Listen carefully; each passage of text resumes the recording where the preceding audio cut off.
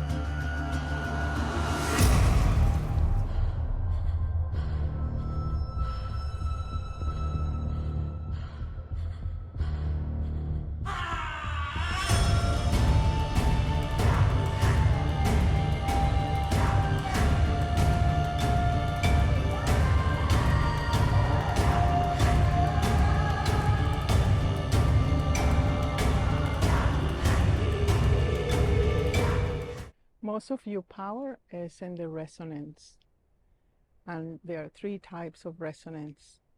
The resonance that is the resume of all the vibrations of your cells, the biological resonance. It's the first impression when you are in front of somebody and you just feel the field of that resonance that have certain charge accordingly to the thoughts, belief systems, emotions. Then is the resonance of what you say, what you speak, what actual words you use in order to communicate. And then there is the resonance that is always being received in your channel by your higher self or by your spirit. And all these three are or need to be in cohesiveness in order to make a kind of an orchestra that is in harmony and to have some kind of melody that merge with nature, because nature is very harmonious. But I put you an example. What kind of conversations you usually choose in your relationships? What do you, let's say if you are married, what do you talk to your husband about it? And it's all depending that conversation on the stage of the relationship. Talking to my husband, I asked the same question and he said, well, in the beginning of the relationship, it's all about clarifying the contracts. What are those hidden expectations that you want for the other, and to see if that person is gonna match it or not, right? Most of us start the resonance in the relationship, say, okay, I have this hole in my heart that I need to be applauded, that I need to be recognized, that I need to be in importance in relation to the other. And that whole, then we transfer or want the other to fill up with his own resonance. But most likely this is not going to happen. That creates the hidden expectation, okay, what the husband or the wife should be, how I should behave, how the other should behave. So in the first part of your relationship, and from times of transition, also is about reviewing these expectations, because that is going to create the internal resonance in your mind and in your belief system. You want the other to be in a certain way, then you try to modify yourself to get what you want from the other, and the resonances start to be distorted and is not being heard to you. You don't hear the clarity of your own resonance because you're trying to that the other fulfill your expectations, or that you fulfill your impose expectations. So this is a conversation that in the first part of your relationship had to be. Then you move into relationships where you're in the working part. You have a family, you're in agreement with certain common destination, or in certain common goal, and then the conversations is around the kids and the work and how it is produced. And here the risk is that everything gets so externalized that you start losing the inner communication with you. So the external sucked you energy and sucked your own communication. So you find yourself talking to your partner only about work, or only about the kids, or only about how you feel with so overwhelmed with this and so much in that. But that's flat. That it doesn't give you any, it doesn't feed the relationship. It doesn't feed the resonance. The resonance is just stay like a monotone, dun, dun, dun, dun, dun, and is not really elevating the frequency that is going to move to the third stage. Once you pass all the building and so on, you find yourself, it's okay, now how I communicate with this person. I don't know anymore that person because I have forgot. I have chose to focus on me and my career and my emotions and myself and what I'm missing and resenting this, wanting to pursue the other thing. And then a silence that is a killer, but at the same time is inviting you to reset your resonance of communication with the other. So the invitation for this class is more on how do you talk specifically to anyone that is close to you. Here my advice, 3 advice. Number 1, no politics. Because then it increases opinions, increase polarities. So your intimate resonance is so sacred and so private that you don't want to invite other energies, other figures, other movement within that sacred circle. Neither religion is another one that it really divide people and is unmeasurable, because each of us have our own unique way of connecting to ourselves, and we are all, if we are on earth, we are all in the spiritual path. There is no escape on that. So it's just the recognition of my spirit is already happening through my actions. What makes it spirit is that it's conscious. I am aware what is happening. I'm aware what is my resonance. You know, in ancient times in Japan, they have the geishas. And the geishas were trained in music, and in beauty, and massage, and in conversation, in the art of conversation. So help your relationship and your own internal relationship. What topic do you choose to talk to you each day? And number one, you will see random things. You want to talk about or fix your attention in nature, or you want to fix your attention in the problem, or you want to fix, it's randomly dispersed. And that is not necessarily entertaining, it's dispersing. So choose one theme of reflection that eventually become a true inquiry of where you are and what you love the most, that is in cohesiveness with your passion, that is in cohesiveness with your interest, your most interest. And as for the other, ask questions. That's something that we don't do. We just say, oh, I feel this way. This morning I wake up with this thing. I perceive that this person, oh, you should not do this and that. But it's about question the other. Be interested in the other. The simple, how are you? And the other one say, yes, fine. Don't accept that. How you really, truly are.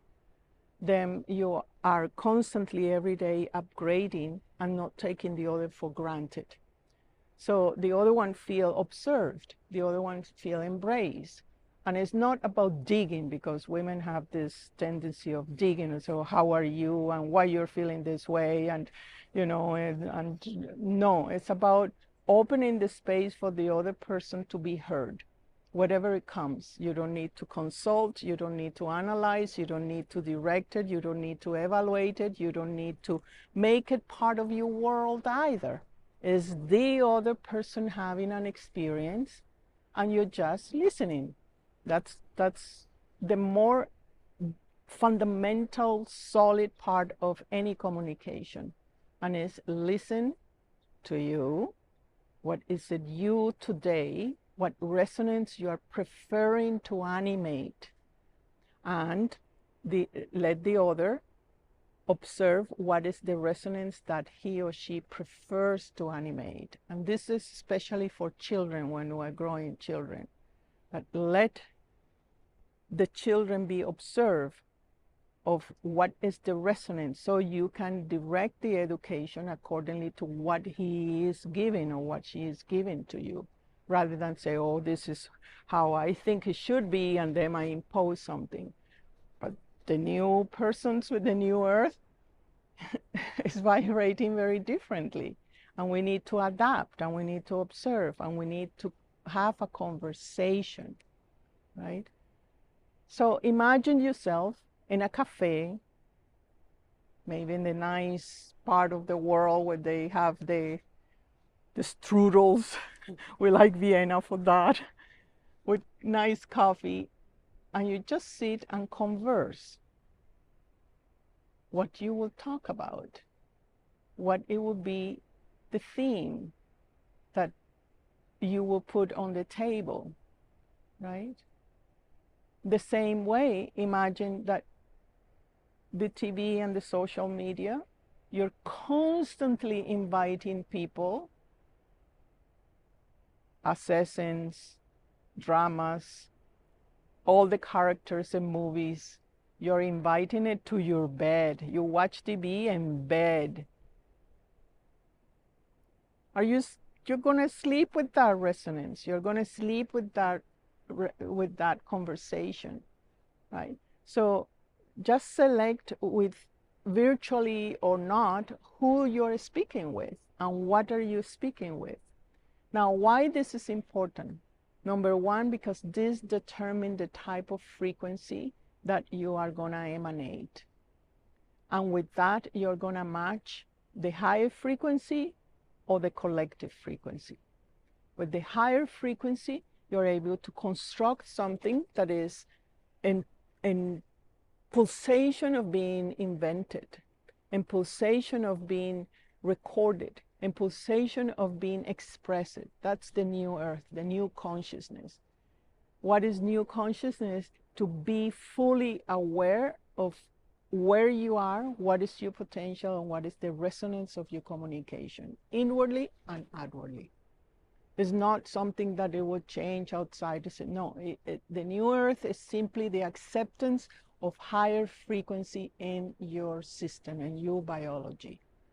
That's why we meditate. That's why we have these gatherings. That's why we travel. That's why we exchange, because we are making this a possibility that is alive and that is slowly breaking the patterns of repeating the same conversation, the loops of belief systems that is just talking to you all the time and you believe it over and over. Oh yes, I cannot do it. Oh yes, I am limited. Oh yes, I need this in order to get there. No, the new consciousness is independent, autonomous in its own presence.